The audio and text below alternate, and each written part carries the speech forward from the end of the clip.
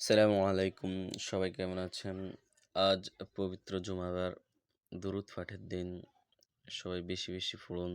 আল্লাহুম্মা সাল্লি ওয়া সাল্লিম আলা নাবিয়িনা মুহাম্মদ সাল্লাল্লাহু আলাইহি ওয়া আলা আলিহি ওয়া আসহাবিহি ওয়া বারাকা ওয়াসাল্লাম।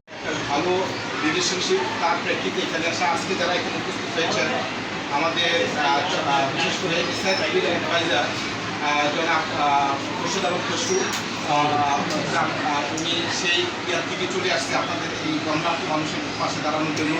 আর বিশেষ করে